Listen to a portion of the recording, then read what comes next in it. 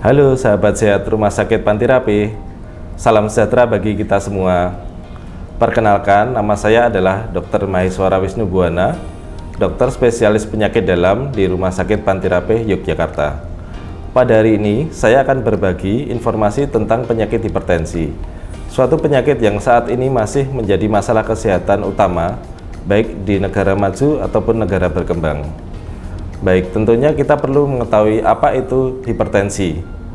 Hipertensi adalah suatu peningkatan tekanan darah di mana tekanan darah sistolik lebih atau sama dengan 140 dan tekanan darah diastolik lebih dari atau sama dengan 90.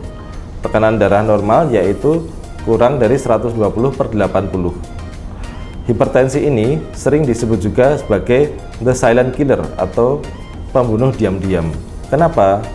Karena hipertensi ini sering tanpa keluhan, sehingga penderita tidak mengetahui dirinya menyandang hipertensi dan baru diketahui setelah terjadi komplikasi.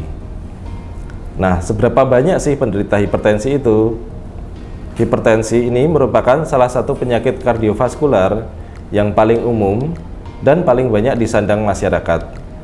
Data penderita hipertensi saat ini sekitar 1,13 miliar orang di dunia mengalami hipertensi, dan jumlah ini meningkat terus setiap tahunnya. Dan nanti diperkirakan pada tahun 2025 akan ada 1,5 miliar orang akan mengalami hipertensi, dan diperkirakan setiap tahunnya 9,4 juta orang meninggal akibat hipertensi dan komplikasinya. Di Indonesia sendiri, berdasarkan data Riskesdas tahun 2018, prevalensi hipertensi berdasarkan hasil pengukuran pada penduduk usia 18 tahun ke atas sebesar 34,1%. Rata-ratanya ya, dan tertinggi ini di Kalimantan Selatan sebesar 44,1%, sedangkan terendah di Papua sebesar 22,2%. Hipertensi ini merupakan penyakit global yang dapat diderita oleh siapa saja dan di mana saja. Nah, gejalanya apa sih hipertensi ini? Seperti yang disampaikan tadi, hipertensi merupakan suatu silent killer ya. Jadi memang gejalanya hipertensi bervariasi. Bisa dari yang ringan ataupun yang berat. Dan bahkan beberapa pasien tidak menunjukkan gejala apa-apa. Nah, beberapa gejala hipertensi ini, yang pertama adalah bisa terjadi sakit kepala tiba-tiba. Jika ada masyarakat yang mengalami sakit kepala tiba-tiba, ada baiknya segera dilakukan suatu pengukuran tekanan darah. Kemudian gejala selanjutnya mual, namun gejala ini tidak spesifik, bisa juga disebabkan oleh penyakit yang lain. Kemudian selanjutnya gejala kelelahan, kemudian perdarahan hidung.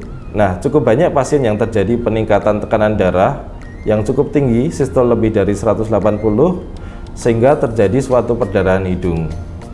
Kemudian selanjutnya adalah gangguan penglihatan, pandangan menjadi kabur ataupun tidak bisa melihat. Ini merupakan suatu gejala komplikasi pada mata. Gejala selanjutnya adalah lemah dan bingung. Lemah dan bingung ini bisa disebabkan karena adanya kelainan di saraf, yang mana ketika terjadi peningkatan tekanan darah akan dapat menyebabkan kelainan pada otak. Kemudian gejala keenam, bisa terjadi nyeri dada, sesak napas, irama jantung yang tidak teratur. Gejala-gejala ini merupakan suatu komplikasi pada jantung akibat dari hipertensi.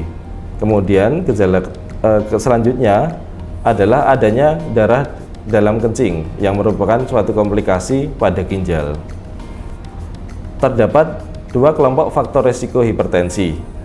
Ada dua kelompok utama, yaitu faktor risiko yang tidak dapat diubah, yang mana artinya faktor risiko ini tidak dapat dimodifikasi dan tidak dapat diterapi. Kemudian faktor risiko yang dapat diubah, di mana kita dapat melakukan suatu intervensi terhadap faktor risiko ini sehingga dapat kita cegah hipertensi. Baik, kita ke faktor risiko yang tidak dapat diubah, ada beberapa. Yang pertama adalah usia, di mana usia di atas 55 tahun akan berpotensi untuk menderita hipertensi. Kemudian jenis kelamin, di mana pada laki-laki cenderung akan lebih mudah menderita hipertensi karena pada perempuan terdapat faktor hormonal. Kemudian ketiga, genetika atau faktor keturunan juga. Jadi jika pada orang tua yang hipertensi, maka anaknya perlu dilakukan evaluasi tekanan darah secara berkala. Karena keturunan yang pertama pada pasien hipertensi akan beresiko terjadi hipertensi juga. Kita ke faktor risiko yang dapat diubah. Ada beberapa faktor risiko yang dapat kita intervensi sehingga dapat mencegah suatu hipertensi. Yang pertama adalah merokok. Merokok ini dapat menyebabkan terjadinya peningkatan tekanan darah karena dalam merokok terdapat zat-zat yang dapat merusak pembuluh darah. Kemudian faktor risiko kedua adalah konsumsi garam berlebihan. Selanjutnya yang ketiga adalah kegemukan. Kegemukan ini dapat meningkatkan tekanan darah dan peningkatan kadar gula darah dalam tubuh. Kemudian yang keempat adalah kurangnya aktivitas fisik,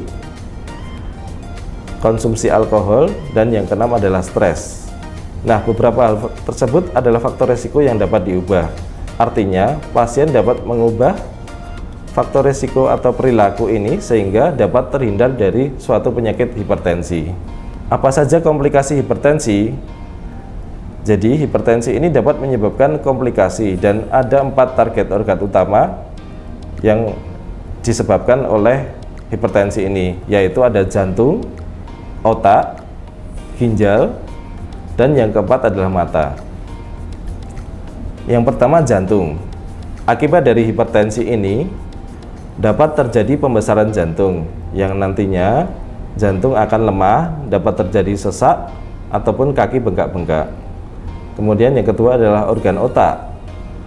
Pada hipertensi ini dapat menyebabkan suatu kondisi stroke, baik dapat stroke penyumbatan pembuluh darah ataupun dapat terjadinya pecahnya pembuluh darah di otak.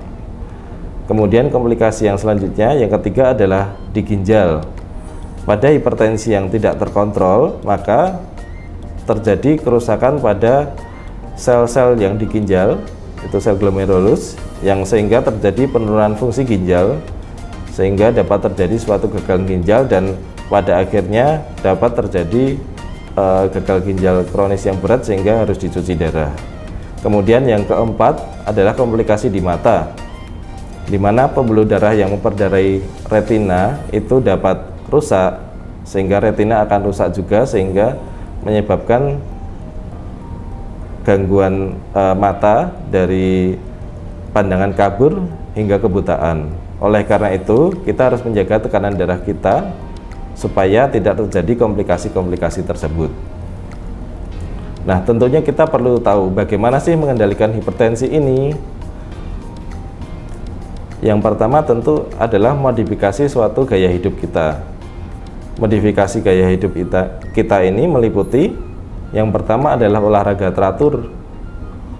Olahraga teratur ini akan memperbaiki fungsi jantung, menurunkan kadar lemak dalam darah, dan mengurangi risiko hipertensi. Kemudian dari pola makan atau diet yang baik, contohnya dengan menurunkan asupan garam, menurunkan asupan lemak jenuh, banyak makan sayur dan buah. Kemudian yang ketiga adalah berhenti merokok, berhenti konsumsi alkohol, karena keduanya dapat menyebabkan peningkatan tekanan darah. Kemudian yang keempat adalah turunkan berat badan pada pasien yang obesitas. Dan selanjutnya adalah hindari stres. Mungkin ini juga cukup penting. Stres yang tinggi itu akan dapat meningkatkan hormon stres yang nantinya akan mempengaruhi tekanan darah kita sehingga tekanan darah akan meningkat. Sehingga manajemen stres juga salah satu hal yang cukup penting dalam pengendalian hipertensi. Nah, apabila sudah dilakukan modifikasi gaya hidup namun tekanan darah masih tinggi, maka diperlukan penambahan obat-obatan untuk menurunkan tekanan darah sesuai indikasi. Sehingga apabila sahabat sehat dengan hipertensi sudah melakukan modifikasi gaya hidup namun tekanan darah masih belum terkontrol, maka diperlukan konsultasi ke dokter untuk mendapatkan obat sesuai dengan indikasi. Baik sahabat sehat Rumah Sakit Pantirape, demikianlah yang bisa saya sampaikan terkait hipertensi. Salam sehat untuk semua.